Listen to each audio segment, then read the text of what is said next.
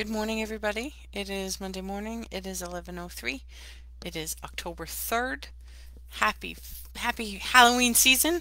It's actually we almost are in the place where I have a collection. Some people say it's an addiction. I think I don't need those negativity people in my life, but I have a collection of socks that range I don't know the last count. I have over it's probably over 50 pairs of socks. And that doesn't include the holiday socks. I have close to 20 pairs of Halloween socks and almost I think I have almost enough that I can go through the whole month of December. So that would be 25 or 26 Christmas socks. Different pairs of socks. So it's almost the season where I get to start wearing my Halloween socks. I'm super excited for this. I mean, I only just recently switched to wearing socks at all. It's funny, I do resist putting socks on. The whole summer I have Tevas on. I rarely wear socks, rarely. And if I do, it's like white socks because I'm wearing sneakers because I'm walking or something. But then as soon as the season switches, then I get super excited to wear all my socks again. And I love my socks, and they come out like treasured friends. And I'm like, oh right, I forgot about these socks. The other day, I actually got to wear a pair of my warm woolly socks. They're not wool; they're smart wool. They're what are they? I forget where I got them. But anyway, they're all multicolored Nordic socks. They're delicious. They're multicolored. They're beautiful. And I was very excited to get to wear my Nordic socks. That my feet felt happy. And I'm even more excited to get to wear my Halloween socks. I was dating a woman who gave me it was essentially a sock of the month club for my birthday, but I got them all at once. So I got 12 new pairs, like one for each month of the year. It was super exciting. Like I have mixtape socks and I have peanut butter and jelly socks, and I have two separate people gave me sloth sloths with donuts socks, and also a pair of socks that says, "Watch out, I'll fucking hug you." And I was like, these people know me and love me, and I feel seen. So it is October 3rd. That's all to say. It's October 3rd, which means it's almost Halloween, which is my favorite season on the planet, which may potentially explain why I have 20 pairs of Halloween socks and counting because you can never have too many socks. My friend Francine, who helped me move recently, and and my friend Lydia threatened to really do a sock intervention because they were like, I don't understand. I don't understand like who needs as many socks? And again, you can never have too many socks. Certainly not fun socks. And very recently, my friend Sue Breda, who is an amazing healer in her own right, gave me, for the first time ever, a pair of New Year's Eve socks. Because I don't know how I've never not had New Year's Eve socks before, but so I feel like my collection is rounding itself out nicely. Happy Monday. I hope you had a beautiful weekend. I spent the weekend getting to do stuff that is deeply, deeply, deeply in my core.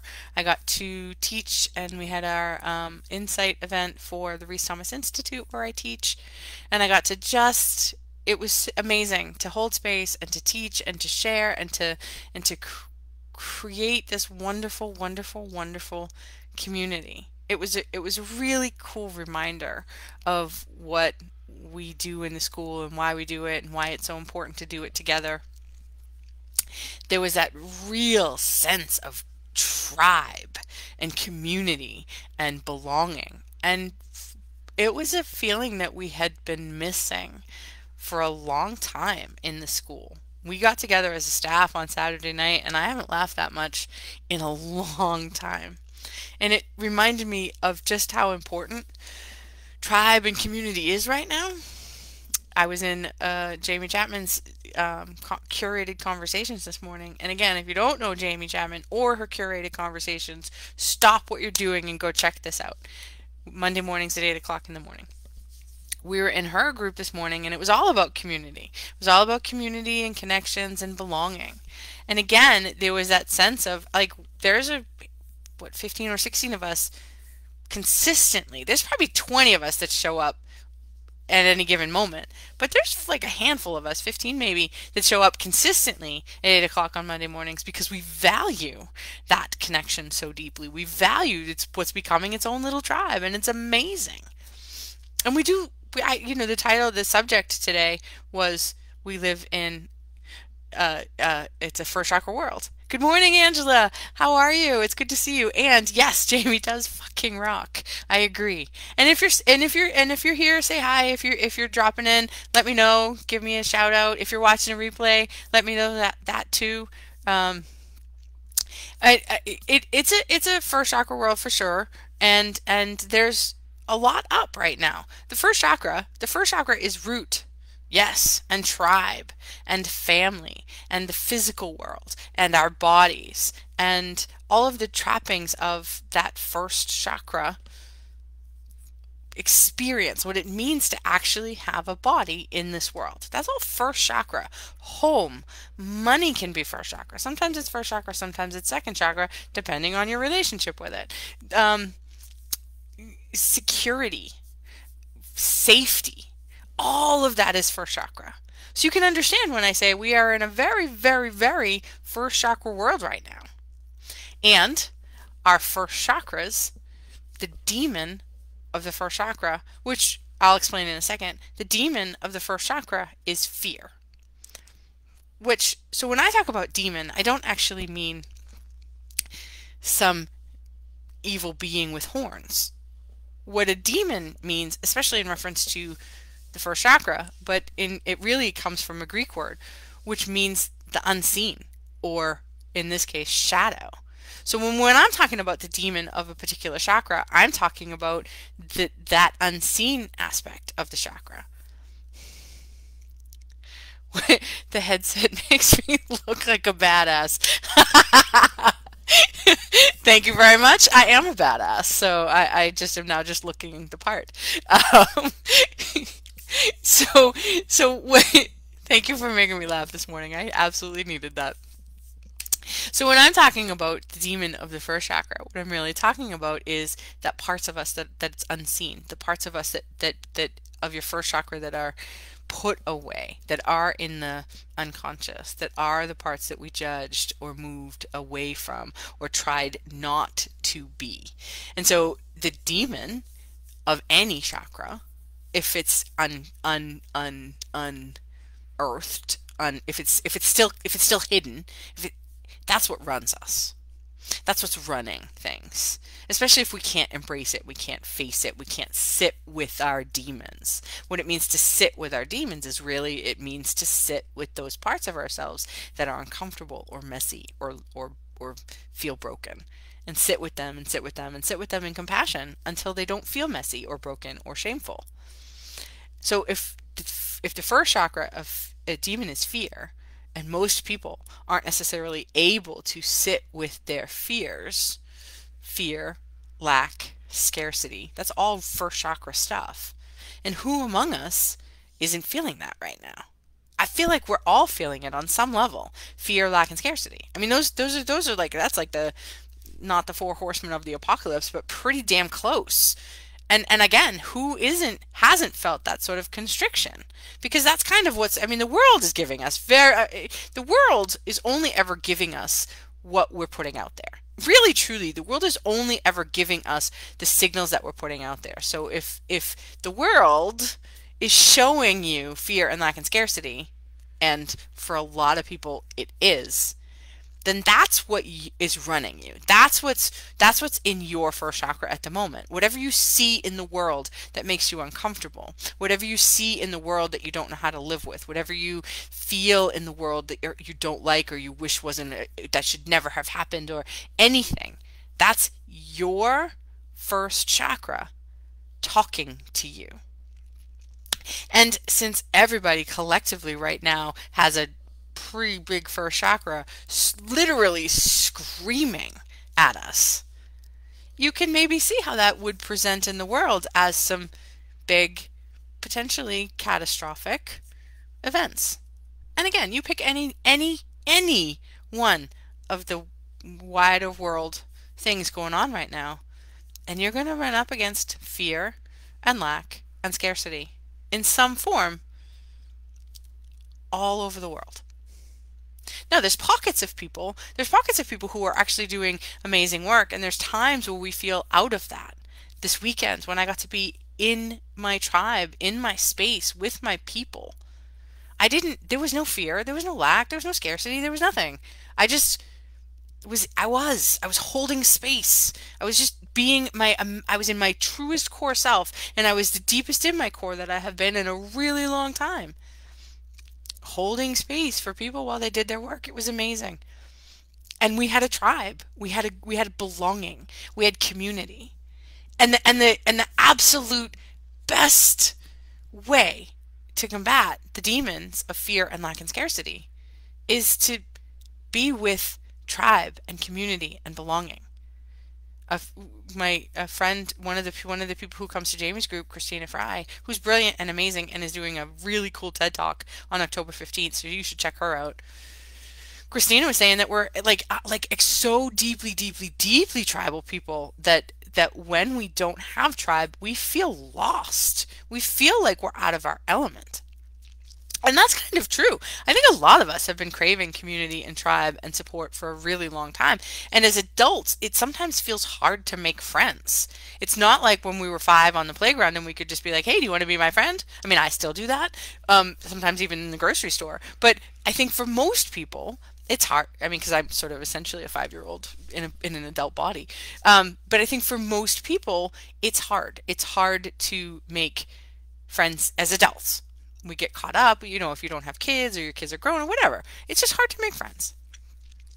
It's one of the things I love about teaching at RTI so much is that there's a built-in tribe, or there used to be. It's different now that we're online. It's not the same level of tribe that we used to have. And I was talking to a friend of mine today about how could we recreate that now that we're online? How do we create that tribe feeling again? And I don't know that we know the answer to that yet, but I'm going to be in the inquiry of it. And so as I've sat with this, and I know I've talked about my Chakras of Happiness course a million times. I'm going to talk about it again though, but this time I want to share with you that I have decided, because I know that the world is feeling this sort of fear and lack and scarcity, and I know that first chakra increases that. When we're in the first chakra energy, that's what we're feeling. And I know that we're in first chakra energy. I've been in first chakra since May. So, and I won't be out of first chakra until November when the class starts again. In the meantime, I know that people's fear is up. So what I've decided to do is I've decided to make the Chakras of Happiness course accessible. I'm going to take out the excuse you might have used of it's too expensive.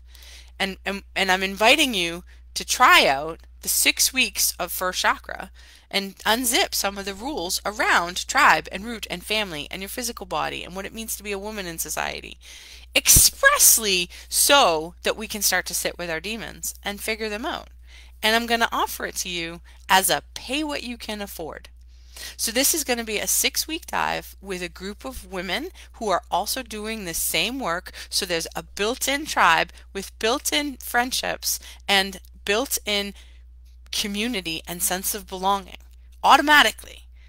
And I am taking out the money piece. You can pay what you can afford. I will make no judgments whatsoever on what you pay. I mean, within reason. I mean, if really truly $50 is like, I can either go to this course or buy milk. Okay, I probably won't take your $50, but whatever you feel called that will give you, what I want for you is to pay what you think will give you skin in the game. I don't care what that number is. I don't care.